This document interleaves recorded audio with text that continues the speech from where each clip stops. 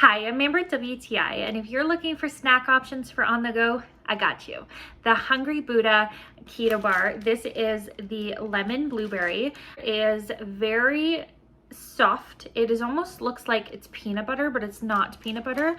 It has 9 grams of protein, 2 grams of sugar.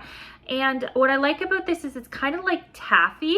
So you can break off a little piece that you want to eat and then you don't have to eat the whole thing. That's what I love to do with my bars, is just break off a little piece to tide me over until I'm ready to eat a full meal.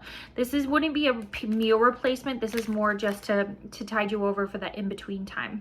So in here we have a lot of really great ingredients that are going to help keep us full and give us the nutrients that we need. So that's why I would really look for in a bar is something that doesn't have a ton of sugar, has enough protein and fat, and doesn't contain any bad things, that is gluten-free and is vegan. And this passes the bar.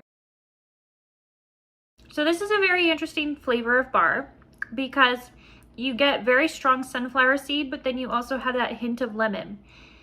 There's a tiny bit of blueberry because that's where you see the blueberry, the little pieces. Those are little pieces of blueberry. So again, it's a very faint flavor.